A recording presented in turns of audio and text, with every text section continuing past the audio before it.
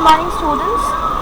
So yesterday only we had our class and we had seen that how to transform an epsilon and FA to a DFA, right? So as I have told you all, today we are going to start with Mealy and Moore machine. So if you remember the classification of finite automata that I had shown you in my, I guess, second class, it consisted of two parts. One was finite automata with output and one was finite automata without output. So we are done with the part of finite automata without output, which was DFA and then epsilon NFA and then normal NFA. So we have covered all the three categories successfully. So we are left with the other part, that is finite automata with output. So we are going to cover that portion today.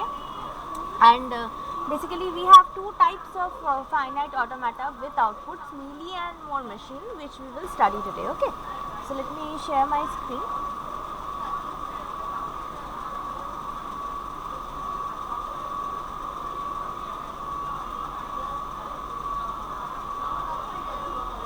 Okay.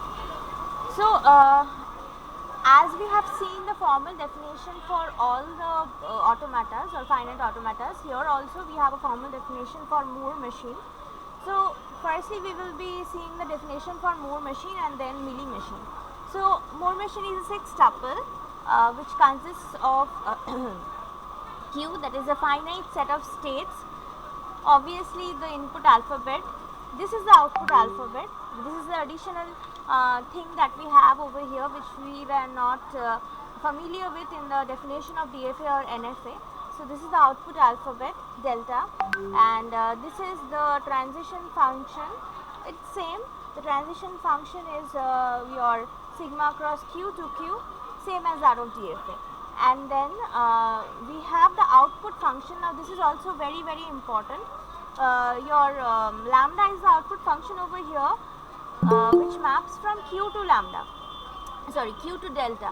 Now what does this mean? If my output function is mapping from Q to delta, it means that my output is depending on the present state which I am in, right? So the output is only dependent on the state or the present state in case of a Moore machine. Now and yeah, we obviously we have a starting state or initial state which is Q0. So these are the six tuples of a Moore machine. Now the same thing for Mealy machine, it is also a six tuple where all the symbols basically they have the same meaning, like same as that of a Moore machine, but the only difference lies in the definition of the output function mapping, that is this lambda function.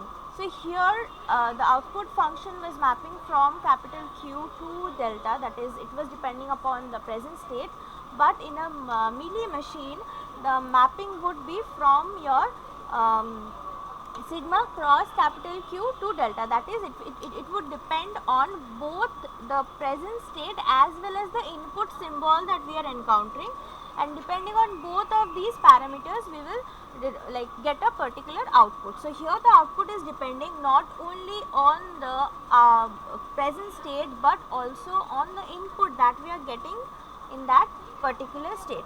So just to keep it in precise, Moore machine the output is dependent only on present state, Mealy machine output is dependent on both the present state as well as the input symbol. Okay, so we have a table that would make the picture more clear. So this is the table for a Moore machine. So as you can see, here are present states, Q0 is the initial state and these are the next states, right? So in next state you can see since we have two input symbols, A is equal to 0 and A is equal to 1, so for both of them we have corresponding next states, and for the output part we just have a single column. Why? Because in a Moore machine the output is depending upon the present state. So mapping is done from this way, present state to output, present state to output, therefore a single column for output would suffice the requirement.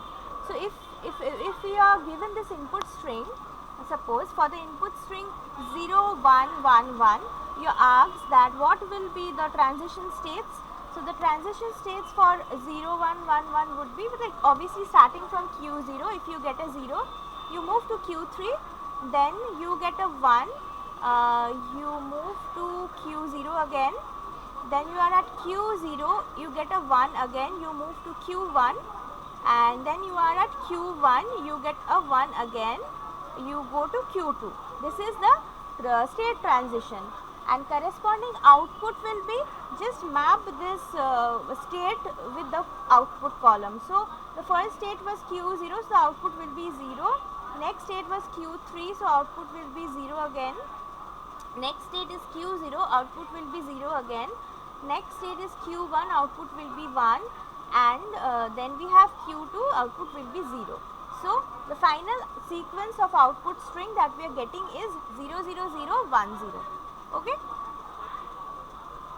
like I hope this is clear. It's very transparent, like you do not have anything much regarding this, because just we are getting an input string and we are finding the corresponding output that we are getting, which is particularly depending upon the present state. So once you get the sequence of present states, you can easily actually infer about the sequence of output string that you are going to get. Okay. Similarly, for a Mealy machine, I don't know if it's visible or not. It has become a bit light. Sorry for that. My states are Q1, Q2, Q3, Q4 again, and I have two columns, as you can see. One for input A is equal to 0, one for input A is equal to 1, and the remarkable thing that you should notice over here is that we have two separate columns for outputs. Why? Because I have just told you that in Mealy machine the output is depending not only upon the inputs, not only upon the state, present state, but also on the input symbol. So we have two different output columns for two different input symbols. So this one is for A is equal to 0, and this one is for A is equal to 1. So this is your next state for A is equal to 1, this is your output for A is equal to 1, this is again the next state for A is equal to 1, and this is the output for A is equal to 1. Okay. So again, here's a simple note. Suppose again we are going to test with the input string 0 0 1 1. Okay. So if you have 0 0 1 1, the transition of state is given by starting with 0. What will be the transition state? You are at Q1, you get a 0, it will be Q3. Then again you get a 0. At Q3 it will be Q2. Again you get you are at Q2, you get a 1. It will be Q4, which is written over here, and you are at Q4, you get a 1 again. It will be Q3, right?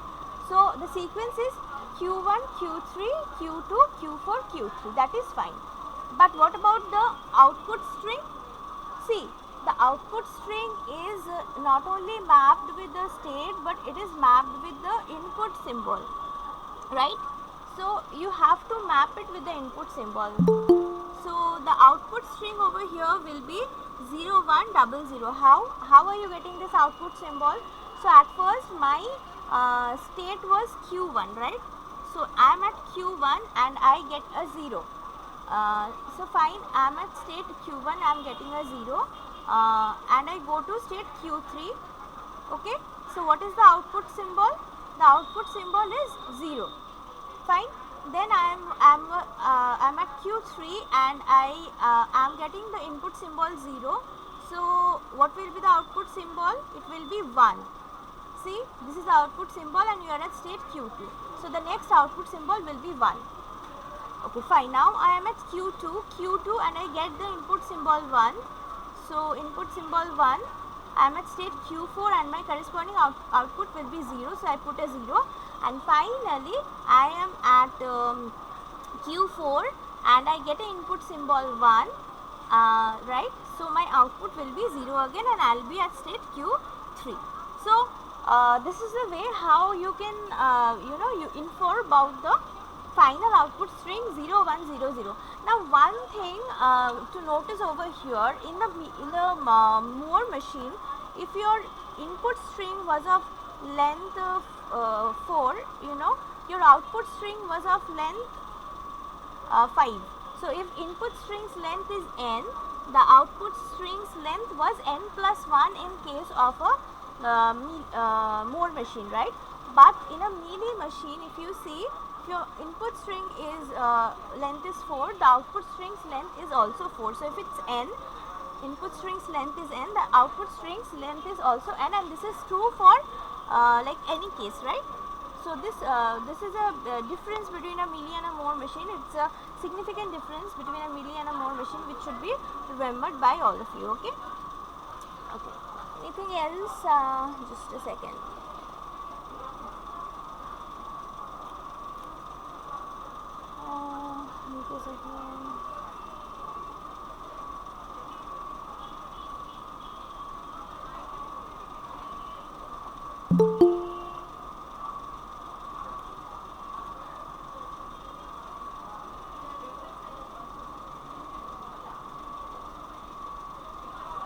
That's it. Okay, now this second thing that we have to learn in this topic, about this topic, is the conversion from mealy to Moore machine and correspondingly Moore to mealy machine, right? So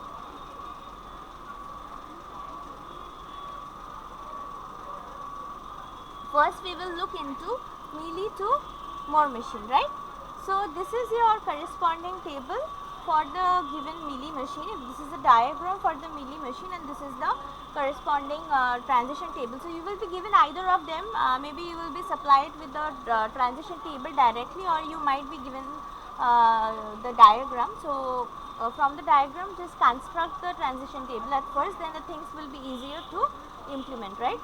So as you can see, we have 4 states: Q1, Q2, Q3 and Q4. And as in mealy machine, we know that the output is associated with the input as well as the present state. So we have 2 separate columns of outputs, one for input is equal to A and one for input is equal to B. Okay, so this is the scenario given to us. Now the first step for converting a mealy to a Moore machine, see, this was the table given. It's the same table, right? In the first step, what we do is, look at this carefully. We try to look at the next state of this table and see that whether a particular state is associated with 2 different outputs. Okay, what I mean is, suppose I am checking for Q1. So for Q1, if you check for all the next states, Q1 is always associated with the output 1. So fine, not an issue. The same thing, check for Q2. So Q2 over here is associated with 1, but over here it is associated with 0. So what we do is, we split the Q2 into 2 states, Q2 0 and Q2 1. Why? Because Q2 is mapped with 2 different outputs. Okay. Next, check for Q3. Here Q3 is mapped with 0 and here it is mapped with 1. So again Q3 state Q3 will be split it into 2 different states, that is Q3 0 and Q3 1. And finally for Q4, if you do the checking, Q4 is always associated with 1, so no need to split it. Q4 will be same. Okay. Now coming to the construction of the table, at first our state was Q1, fine. Next state is Q1, output is 1, fine. Q2, output is 0. I am just repeating the same thing, no change. Next is Q2 0. Why Q2 0? Because I have just divided Q2 into 2 parts, Q2 0 and Q2 1. So I will be repeating them one by one. First I will have an entry for Q2 0, next I will have an entry for Q2 1. With the same next states. If you see Q2 0, next state is Q4 1, Q4 1. For Q2 1 also, next state will be same. It just replicate the row. Next is Q3 0, Q3 1, again Q2 1. Now see, in the next state, when I am writing Q2, I will write Q2 1. Why? Because this Q2 is associated with the output 1, and I have already splitted the states into 2, like I have already splitted Q2 into 2 states. So wherever in the next state, the state Q2 is associated with the output 1, I'll mention Q2 1. Okay. And wherever it is associated with 0, sorry, I have made a mistake over here. Here it will be basically Q2 0 and not Q2. we should write Q2 0 over here, okay. And similarly over here, if you notice, for Q4 I am writing Q3 0. Why? Because this is associated with output 0, and Q1 will be similar. And here also see, since Q3 is associated with your input 1, I have written Q3 1, okay. So this is the first step that you have to do. We are Ma'am, can you explain the splitting of 2021, 3031, this part? yeah, the splitting part, right? So yeah, Yeah. basically what we are doing is we are looking at the next state portion. Just ignore the present state and look at the next state. In the next state, just notice that whether your particular state is associated with two different outputs in its different occurrences. If you check for Q1, see, Q1 is associated with 1. Next occurrence of Q1 is again associated with 1, so it's fine. No need to split it. In all its occurrences, it is always associated with 1. What about Q2? Check for Q2. Here Q2 is associated with 1. Fine. Here Q2 is associated with 0. So there are two different output associated with the state Q2. Therefore, we will split the state Q2 depending upon the output. One will be Q2 0, one will be Q2 1. So Q2 0, yeah, Understood, ma'am. Q2 0 means it is associated with the output 0, and Q2 1 means it is associated with the output 1. So this is how you do the same thing. You check the same thing for all the other states, and this is the first form of table that you get. Coming to the next and the final step, what you do is, this was a table that you have just got over here. I have just repeated the same table. Again I say that here I have made a mistake. It will be Q2 0, okay. I have just written Q2, so it will be Q2 0. So this is the final table that you get, that is the final Moore machine. So what we have done, just check it out. Just copy the present states Q1, Q2 0, Q2 1, Q3 0, Q3 1, Q4. Fine. Next, copy the next states Q1, Q2, Q4, Q4. Just copy them as they are, as it is. Copy them. Again, it will be Q2 0. Achha, now what about the outputs? How to decide about the outputs? Now, come to the present state. Forget about the next state. Come to the present state. With Q1, which output was associated? I have seen that all the occurrences of Q1 in my previous table was associated with output 1, right? So, Q1 with 1, Q1 with 1. So, if my present state is Q1, output will be 1. What about Q2 0? The splitting itself has been done based on the output is equal to 0. Therefore, whenever you get Q2 0, you know that the output is obviously 0, because we have done the splitting depending on that very criteria. Again, for Q2 1, obviously, since it has been splitted based on the output, Q2 1 means output was 1. Q3 0, obviously 3 0, so 0, output 0. Q3 1, obviously 1, output will be 1. Q4, what about Q4? Check for the occurrences of Q4. Q4 associated with 1, Q4 associated with 1, everywhere Q4 was associated with 1. Therefore, Q4 will be associated with output 1. So this is our Moore machine, where we have successfully we have mapped the output with the present state, and these are the next states, obviously. Okay, so these are the steps. Okay, first step, it's very simple. First step is just find out the next states, check for the next states, and see whether a particular state is associated with different outputs, and split your states accordingly. And then in your final table, just copy whatever content you had in the previous table for the present state column and the next state columns, and for the output column, just check with the present states. If it's Q1, look for the output associated with Q1 in your next state in this table. For repeat the same thing for all the other entries. In Q2 0, you know it's 0, so it will be output 0. Q3 0, again you know it's 0, so output will be 0. Q4, just check the next state. Q4 is always associated with 1, therefore the output will obviously be 1. So this is a simple method of transforming a Mealy to a Moore machine. Okay, now one more step, students. This was the table that you have got, right? So one more slight punch is over here. That is, in a Mealy machine, if you get, try to understand, in a Mealy machine, if you get the first row as a output 1, I repeat, in a Mealy machine, in a Moore machine, after converting the Mealy machine to the Moore machine, in the output table of the Moore machine, if you get to see that the first row contains the output as 1, now that is not allowed in a Moore machine, right? In a Moore machine, your output for the first row should always be 0. Why? Logically, in a Moore machine, our output is depending not on the input symbol but on the state. So if you try to interpret it in some other way, you can say that in my starting state, without getting any input, I am getting some output, and that output is allowed to be only 0. In any Moore machine that you have, in the starting state, your output is allowed to be 0. Why? Because logically you are getting an output without giving any input.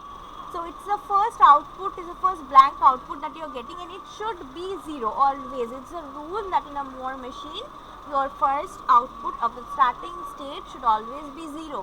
But if you check your output table, you have a 1 in the first row of this table. So what to do in any such cases after conversion? If you get a Moore machine where the first row is 1, what to do? You need not worry. We just follow a simple method where we include a additional state Q0. In the next state, repeat the same sequence for Q1, that is Q1, Q2, but in the output part, the output field, add a 0. I repeat, you include an additional state Q0. For the next state part, repeat whatever you had for Q1. So for Q1 I had Q1, Q2. So for Q0 also repeat Q1, Q2. But for the output part, it was 1. I do not want a 1. The 1 was making or creating the problem, so I replace the 1 with a 0. Now this is fine and good to go, and this is your final output, that is a finally converted Moore machine from the Mealy machine. So for every such problem you get where you are asked to transform a Mealy to a Moore machine, after conversion you should always do this checking that whether you are getting a 1 in the output for the first state, that is the starting state. If you are getting output 1, then it's a problem actually. So in every such case, you need to include a new state, repeat the next states, and the output portion write 0. That's it. Simple and straight. Okay? Any problems, any doubts regarding the entire procedure of transforming the Mealy to a Moore machine? It's clear, right? So I suppose it's clear. So now we will do the reverse thing, that is Moore to Mealy machine. So this is a given Moore machine to you. Please construct the corresponding transition table again. So this is my present states Q0, Q1, Q2, and my next state, just check the transition diagram and put the next states. And since it's a Moore machine, my output will be in a single column associated with a present state. So with Q0, the output associated is 0, with Q1 it's 1, and with Q2 it's 2. Simple. Okay. So this is my this is my table for a Moore machine. Now I have to change it to the corresponding Mealy machine. Okay. So this was the table for the Moore machine basically. Now for the Mealy machine, what I do is just write the present states, write the next states, just copy whatever you have, not an issue. Over here also for input is equal to 1, we have Q1, Q0, Q2 repeated. Achha. Now what to do? See, check the next states. Okay, check the next states. In the next state I have Q0. Okay, In Q0, now go to the previous table and see with Q0 which output was associated. With Q0, the output 0 was associated. So in the next state, wherever I am getting Q0, just write 0 as the output, because 0 was the associated output with the state Q0 in my previous table. What about Q2? If you get a next state, if you get Q2 in the next state, check for Q2 in your previous table. Q2 was here. Q2's output is 2. So I put a 2. What about Q1? Q1 is here. What is the corresponding output for Q1? It's 1. So put a 1 over here. Similarly, go to this portion. Checking process is same. Q1, check for Q1. The output associated is 1. Put a 1. Q0,